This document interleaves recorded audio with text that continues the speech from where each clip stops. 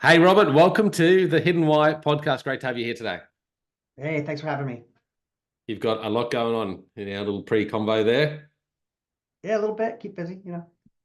How do you how do you get clarity around everything that's going on and not be overwhelmed by it? Well, I'm one of the many people who came to meditation a little bit later in life. And I should probably do more of it than I do. But I think that a lot of these people who show some wisdom are right that having, 10, 20 minutes when you're not thinking about anything, pretty valuable. I think it really Yeah, helps center you, helps keep things in perspective. I'm not sort of messianic about it. I don't try to persuade other people, but I found it really valuable. you found it valuable. Well, tell us a bit about your background, first and foremost, and then let's get into some deep topics here. Yeah. So I was born into the sort of academic world as a psychologist. I studied out in California with two scholars. The discipline, we style ourselves evolutionary psychologists. So that's a field where people try to apply insights from Darwin and evolution by natural selection to understand human behavior. An important part of it is it takes very seriously the fact that humans are evolved creatures and our minds are sort of computation devices. So it takes the cognitive view very seriously. So I started out there, I got my PhD in 1998 at Santa Barbara. And then I spent a couple years with economists, which had a really big effect on me. I Hmm. spent 2 years with economists at the University of Arizona with Vernon Smith, who after I was in his lab, he would go on to win the Nobel Prize. And then Yeah. another couple of years I spent with a little bit of more economists, but then a couple of years with anthropologists, a guy named Rob Boyd at UCLA, also had a tremendous effect. Then I went to the University of Pennsylvania, where I took a job in the psychology department, and mostly pursued areas of group cooperation, morality, and to some extent, some of the things which I hope we'll talk about, which is the human experience. So, where do our feelings come from? Why do we have them? What are they doing there? And how does knowing that maybe help us out a little bit? Right Yeah, right. now, yeah, I hope so. Right now, I'm running Yeah, a little Substack called Living Fossils. That's where I get a lot of that's where my creative energy is being focused. cool. And I also, run a nonprofit. Anyway, that's the background. So there I am. Yeah, Like I said, lots going on. You got a couple of books yeah, out there as well. Why Everyone is a Hypocrite, to name one of them. And yep. you've also got the hidden agenda of the political mind, which is of interest too for a lot of people at the moment with the elections coming up, both where you are and where we are here in Australia. All right. Um, and this new idea we were just talking about, phenomenology. It's a hard word to say, isn't it? Phenomenology. Um, all about the human experience. Tell us a little bit about what this genre is. I mean, has it been around a while? Well, yes and no. I mean, if you could say that in many ways you could trace it all the way back to Aristotle, who thought about the human experience and what it was like to be conscious, and then certainly, the serious philosophy in some sense in the Western canon comes along with Descartes trying to think about, I mean, he thought, therefore he was. So that was all about his thought and his experience of the world. I'll tell you my origin story, which is very strange. So I got puzzled by the fact one of the weird things of being a psychologist is that you start to find very normal things kind of strange and puzzling, and that's when you feel like you're onto something. So I don't know if you've ever experienced You got this an where you're working example of on. something? Yeah, so let me give you an example. Like, when we're doing math problems, it can feel very effortful. Like I had to take a whole bunch of exams to do, to get into school and so on. So on the one hand, like it could be very unpleasant to have this experience. On the other hand, you have something like Sudoku. I don't know how big that is down under, but Oh here's yeah, I love still it. pretty big. Yeah. So there you're doing some math, but it's pleasurable, right? The first one you would pay not to do it, like the SATs or the GRE, whatever. And the second one you pay to do it, which is sort of interesting. So I got really interested in this question: what is the feeling of effort doing from an evolutionary view? So our view is, my view is that all of these feelings that have some function, they were doing something for us over evolutionary time. And man, I thought about that for a long time. And I came to the conclusion that it was really it's basically evolution's way of trying to tell you, are you sure you want to keep doing what you're doing? Is this a good use of your time? It's kind of like a little stop rule. It's basically saying, you're burning a lot of cycles in your brain. You're not getting a lot of reward for it. Hmm. Maybe you should maybe you should move on to something else. And that led me to think about all the different kinds of sensations that people have and asking this question, what's that for? Don't get me wrong, some are sort of really obvious, right? Like there's a reason it hurts when someone burns your hand, right? So you don't burn your hand anymore, take it away from the fire. But then there's others like effort and boredom, which is sort of the reverse of it. So what's boredom about? Why do we feel that, or satisfaction is another one that I've sort of thought was really fun.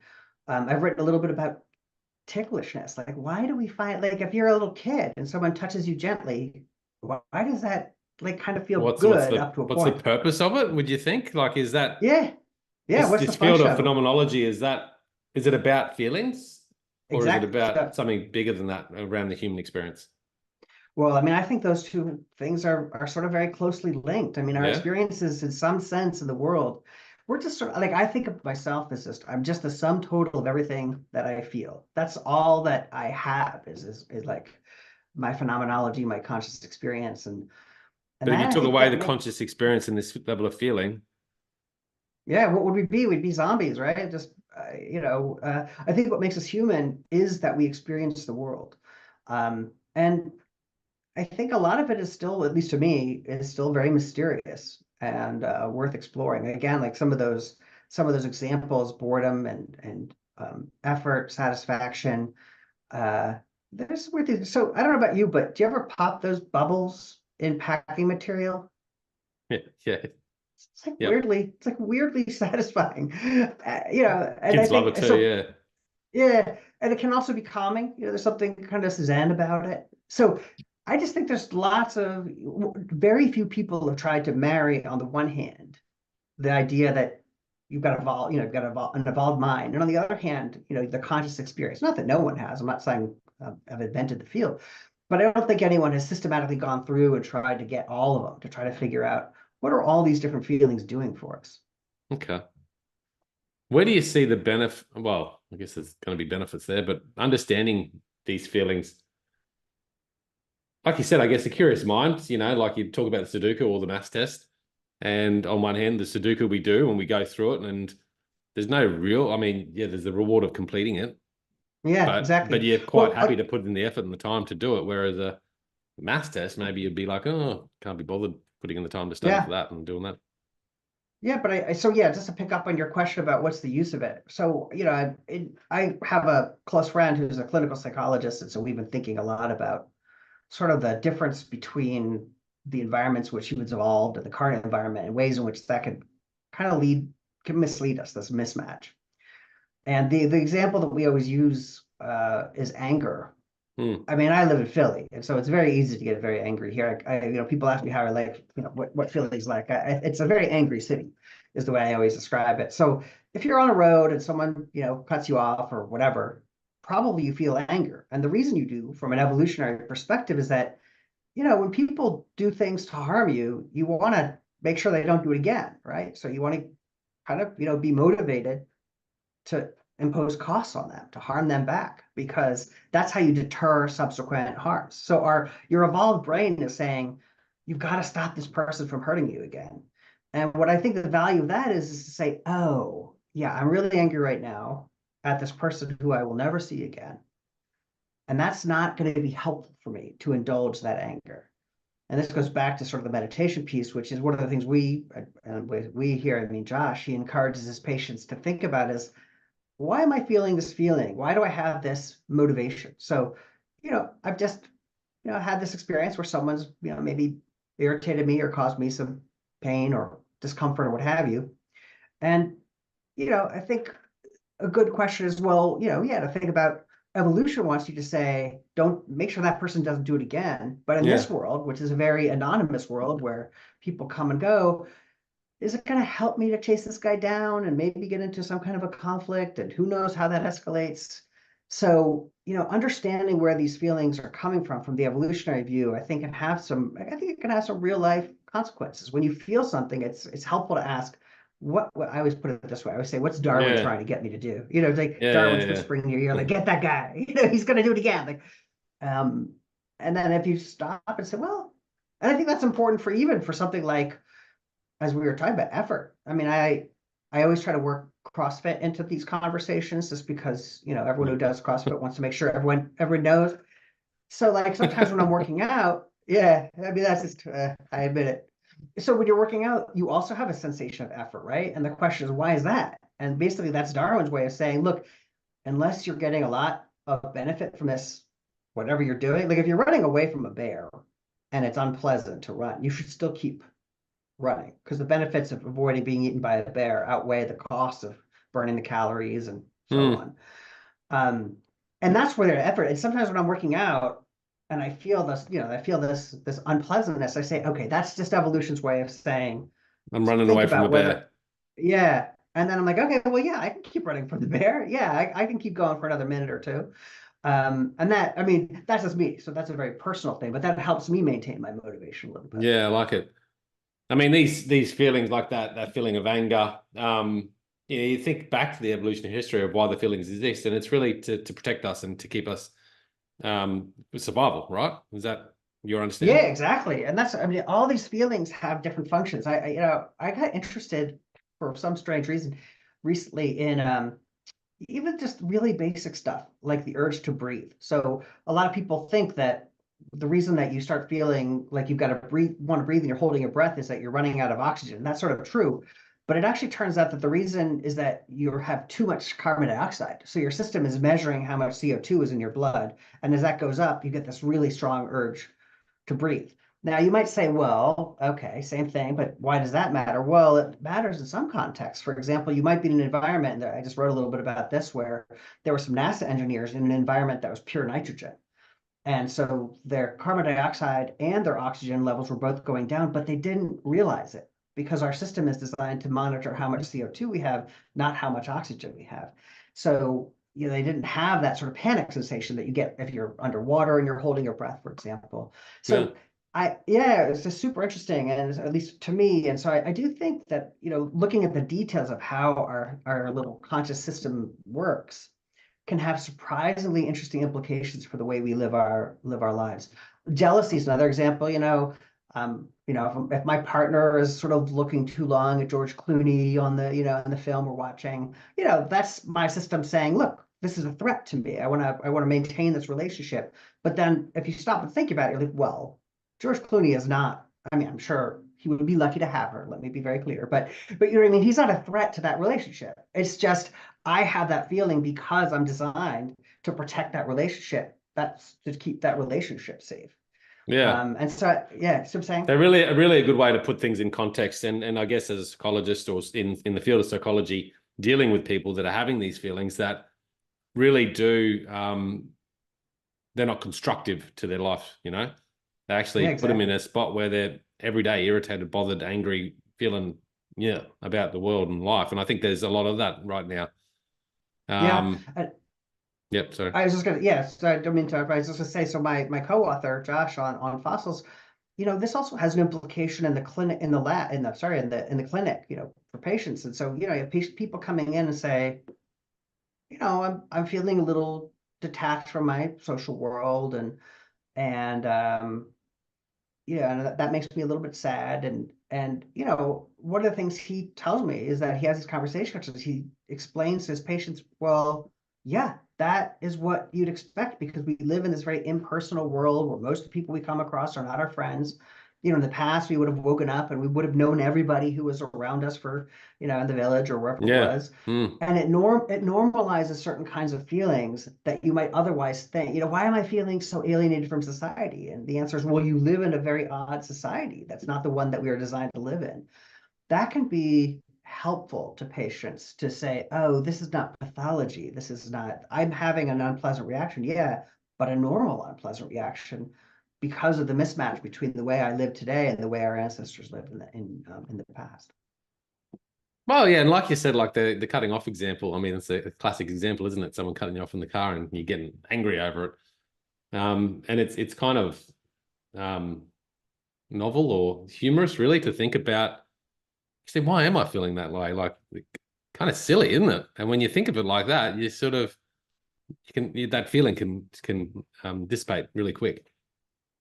Yeah, I think that's exactly right. And the reverse too. I mean, you know, um, public speaking is extremely anxiety provoking for many Yeah, people. I And, know. and so one way to think about that is, well, under normal circumstances, if you've got a big audience in front of you, there's pretty big social stakes because people are going to draw some inferences about who you are and how articulate you are and how well you do under pressure. And so, and of course, over time, people have developed little ways to, imagine the audience upside down and naked or whatever it is that people do.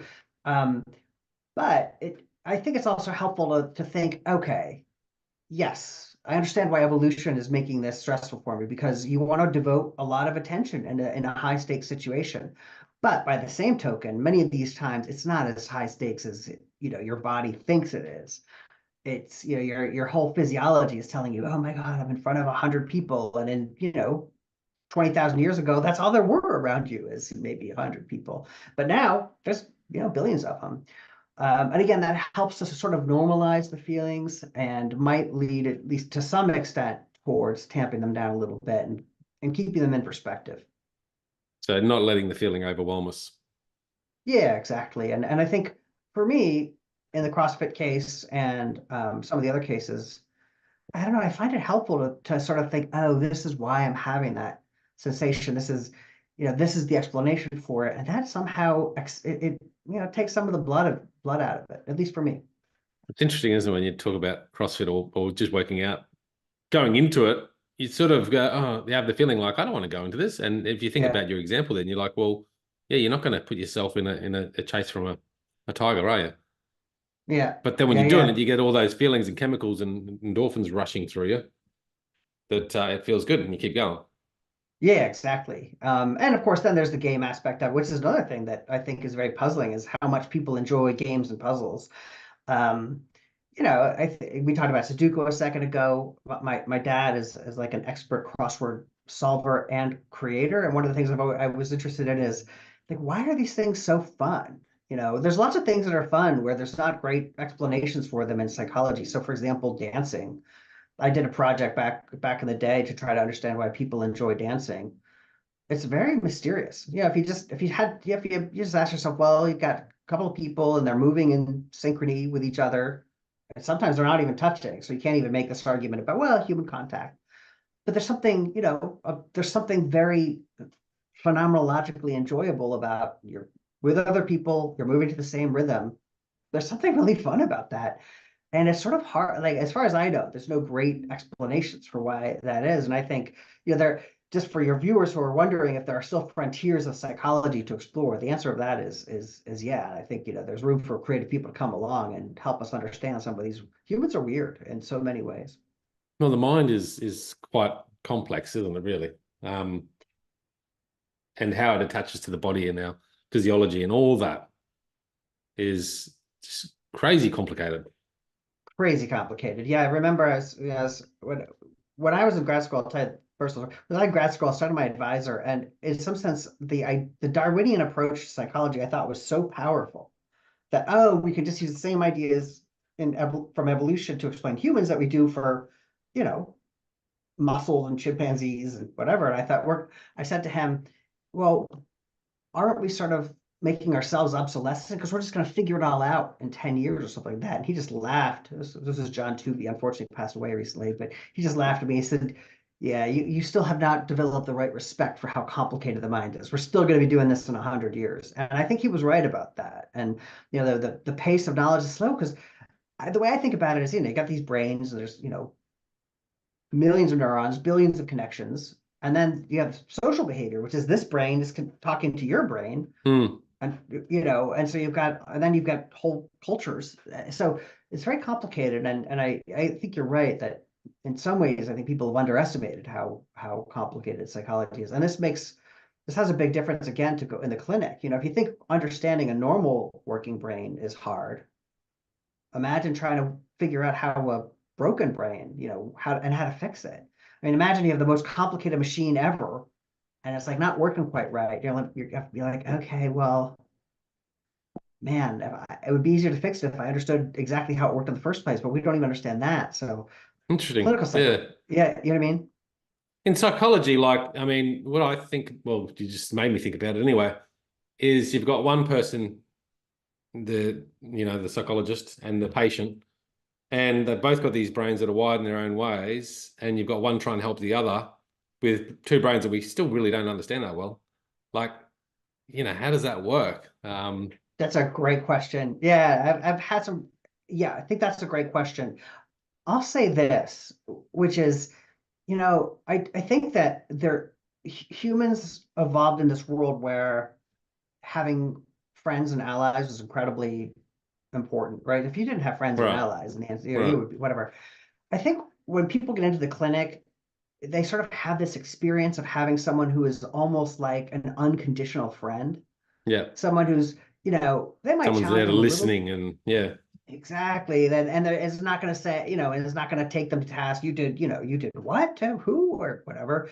And I think again, going back to the sense of phenomenology, is that puts our mind at rest to have at least one contact, a sort of an unconditional friend. It's almost like having, another family member. And so I think the experience in the clinic is often one where, so let me just, if you go into psychology today, the website, you'll find, I don't know, dozens of so-called modalities, right? There's horse therapy and talk therapy and psychoanalytic therapy and, crystal therapy, whatever. Yeah. And, there's this really great research that shows more or less, in many cases, these therapeutic modalities all have basically the same effect, which is small, but not nothing. There's a couple of exceptions.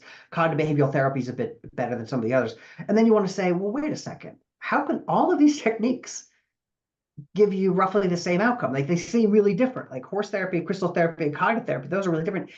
But maybe what unites all of them is the fact that there's the relationship you just talked about between the clinician and the client, a relationship where there's someone to listen, and maybe they're going to listen to you and they're going to talk about their particular thing, in terms of their therapeutic technique. But like having one kind of social contact and unconditional friend, maybe that's a source of a lot of the benefit that people get from being in the clinic. And that's why they're all basically having the same effect, is because it's not what the person's saying. It's not that they're sitting there saying, well, what you need to do is, challenge your boss gently but firmly and tell them you're not coming in on Saturday or whatever it is. I don't know what it is. It's just, yeah, tell me about your boss. Tell me how he's a jerk. Yeah, he's a Yeah. jerk. Yeah. Yeah. And from your brain's point of view, you're like, oh, cool. Someone else thinks my boss is a jerk. That's comforting. Someone's on Yeah. my side. I like that. Yeah. And so this sort of sense of sides, I think, is a huge part of human psychology. Just a platform to be heard. But I mean, I guess you're right. I mean, there is skill to it and there is tools to it. And I guess people do relate to people differently too, because I don't really, I've never been to a psychologist, so I don't really know, but I have heard that people go here and they say, oh, I didn't really get along there, but over here it was great, so you find that match too. Yeah, and I didn't mean to say there's not differences in skill among therapists. I mean, I'm very lucky. I have a couple of friends who are incredibly skilled therapists. But I think you're right, is that my guess, if I had to guess, would be it's a little bit like, I don't know if you ever met someone and you just feel like, oh, this is definitely going to be a friend of mine. We just resonate. There's something about it. My sense is that this happens in the therapeutic relationship too. There's some where you're like, oh, I get this person, they understand me. And the reverse, which is, we just don't share certain values, or we don't share certain kinds of ways of communicating. And so what that It's going to suggests is be that, the, yeah, you're sort of like testing the different therapists for not necessarily for the one that has the best technique, although I'm sure that's important, but a little bit of who matches me in terms of who's going to be a good ally in my social life. One of the things that I found interesting in psychology is that, you know, very few people think of friends in the same way they think about allies. So friends, it's weirdly understudied in psychology. There's a whole close relationships literature, but a lot of that, is about family members and so on. But I think one way to think about it is we're going around the world looking for people who are going to be on our side, and I think therapists often are sort of playing that role. yeah, yeah. Well, we're looking for that culturally now, aren't we, in society? This idea of sides is becoming more paramount, right? You're either there or Oh, you're over there, and if you're over there, well, don't like you. Oh, totally. Which is, yeah, I think that's a really good insight. And I don't completely understand it, but certainly in this country, again, I confess I'm pretty innocent when it comes to Australian politics. But certainly in this country, and that's right, that this tribalism has really become shockingly important. And I think that helps to explain why people are sort of endorsing ideas and slogans and so on that signal which kind of group they're in, is for exactly the reason that you're alluding to. You want to say, oh, no, I'm a good group member. And so if the group thinks this and is on this side, then I'm going to take that side. And you might not know anything about it. One of the things that, I think has been jarring to me, I mean, it's not scientific evidence, but you have people go into protests and you have stick a microphone in someone's face and you say, oh, what do you know about this cause that you're protesting? And you ask a couple basic questions, and it's clear the person has no idea. Yeah. So it's not that they've thought about it and they say, oh, this is the position I'm taking. They're there because they want to signal, I'm on this team. Like, this is the group that I'm in. I'm with you all. I don't know what you think.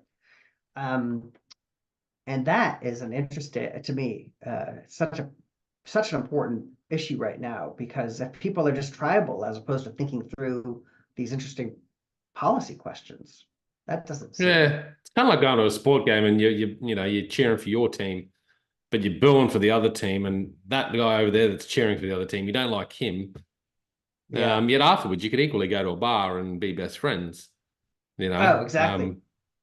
Yeah, and I think that last piece you just put your finger on is important, which is that people, the thing about so-called in-group love or tribalism or group loyalty is that particularly now it has this out-group hate to it in a lot of our political dialogue. So it's not just I love my guys, it's that I hate you guys. And not only that, but I don't just hate you, is that you're the language of morality that has been layered into the political discussion. It's not that I disagree with you, is that you are bad for having that point of view. And that is dangerous, it seems to me, when we moralize the tribal identities.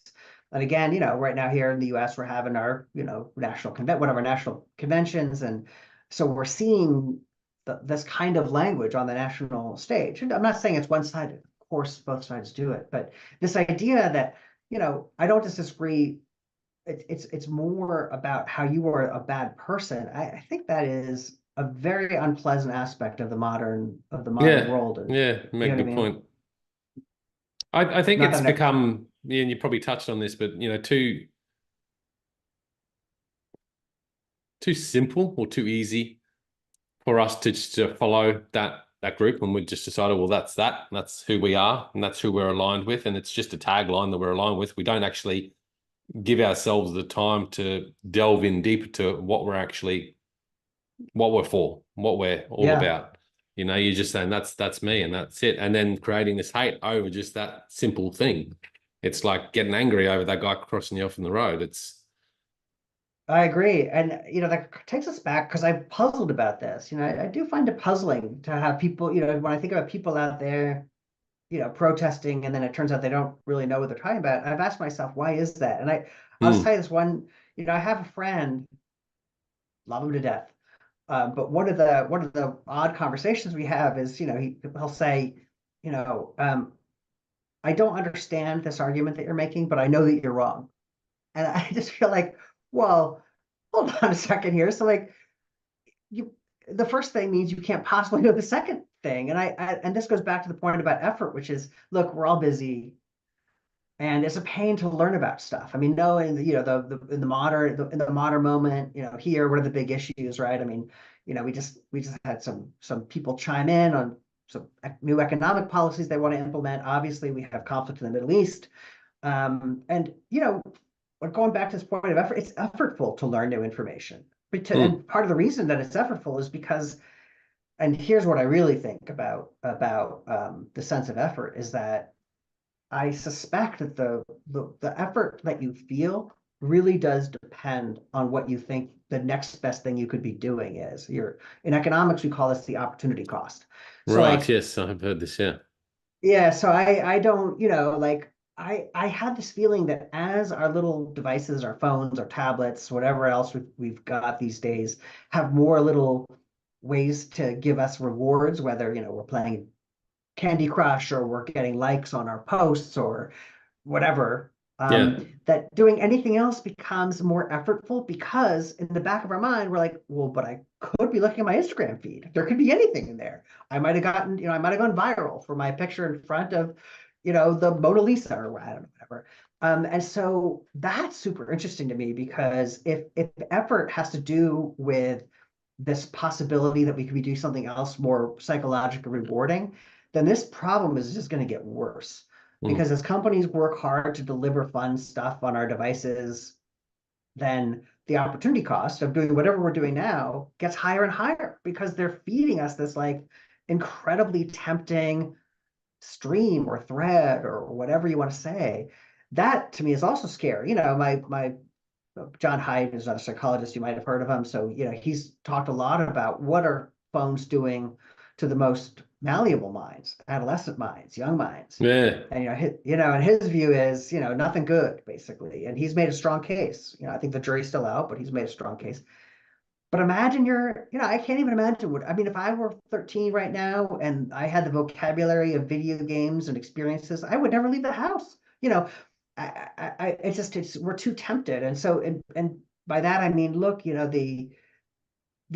our brains are constantly asking this question in the background. Could I be doing something more interesting? Like, I don't know if everyone has experienced this, right? You're at a party and you're talking to somebody, but not the person you want to talk to. And it's sort of, then the conversation doesn't feel as interesting. You're like, well, could be talking to them. Yeah. And this is a way when evolution, I think, has really hurt us because we're Yeah. constantly, ruminating on Yeah, yeah, yeah, alternatives. yeah. It's doing the total opposite of what it's supposed to do. I was going to ask you that question about how our feelings drive us. And yeah, sometimes we have a feeling that drives us to do more of what we should be doing, the good thing, the common sense stuff. But then often we have the times of doing these things based on our feelings because it actually leads to being not so good for us, bad for us. Like playing those video games on your phone constantly.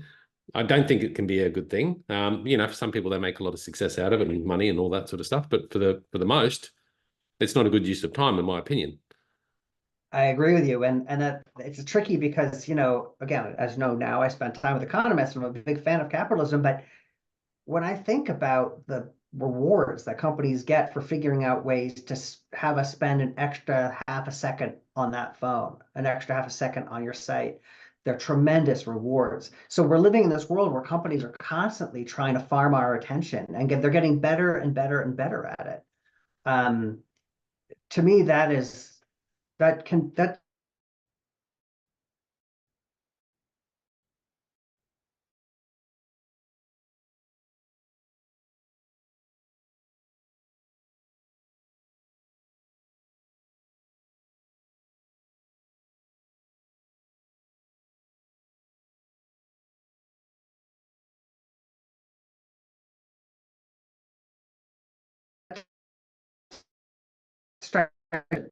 but we thought it was, we just thought it was the best thing ever. You could play a game on a computer screen. And, if that was caffeine, video games now are crack cocaine. I mean, they're just so much more compelling. It's not surprising to me that people don't want to leave their screens. And I get it. Like the companies want to make money and people want to be entertained. And what are they not doing?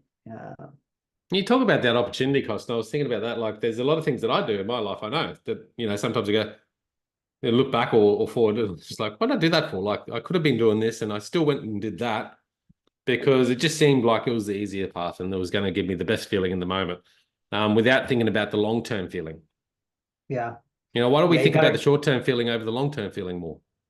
yeah, that's one of the big questions is, Because we're not feeling it. that's exactly right. Like, we're often tempted to do, and you see this in lots of different domains, right? So like, I want to eat the cake, but I know that in the long term, that's bad for me. I want to watch TV, not go to the gym, but I know that's bad for me.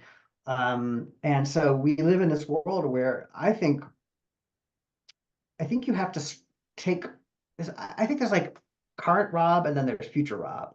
And so current Rob has this responsibility to kind of constrain future Rob's behavior in various ways. This is why people do funny stuff like I remember there's an economist named Stephen Landsberg. He talked about how people lock the refrigerator door and it was refrigerator. Yeah. So they couldn't snack is the idea at night. So there's like a time lock on it. Yeah. And from an, you know, and you sort of, that's like a fight between me right now and the guy who's going to be up at 3 a.m. and be like, hey, you know what I really like is some, you know, cheese or something like that. And so we're kind of fighting these battles with ourselves. And the lock with a timer on it is a way to kind of like for current me to say, look, future you, make the long-term choice, not the short-term choice.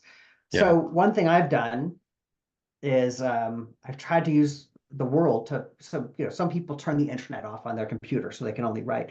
I've told my partner, I've asked her to check in with me because I'm trying to write a certain number of words a day on, you know, on this book project. And the idea is, you know, to have some accountability so that when I'm faced with this decision, should I waste time, you know, watching a show or whatever it is I'm going to do, or getting the words done? I'm going to like, well, she's going to ask me if I got the words done. So I better write. So I'm using her, you know, like as a little, maybe it's not nice, but sort of as a tool is not exactly the right way to put it, but as a technique, let's say, Yeah. as a social way, you know what I mean? It's like when people try to quit smoking and they, you know, they have a buddy who's like, you know, make sure I don't whatever, or, you know. But it's hard. Look, the world is a tempting place now. It's not like it was. Well, I think to create those disciplines where we started the conversation was this idea of meditation and awareness. And I think if you can develop that, start small and grow that level of awareness through meditation practices, that's when you can become really good at managing that better. And maybe not perfect, but better. And I think, you know, if you can be a bit better, then that's great. I think that's exactly right. And I think what your point there, your little parenthetical remark about not perfect is so important.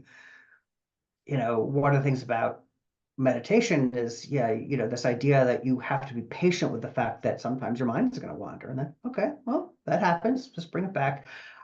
You know, I've been heavily influenced both in the context of meditation and in the context of his work by Sam Harris, the now podcaster, former neuroscientist.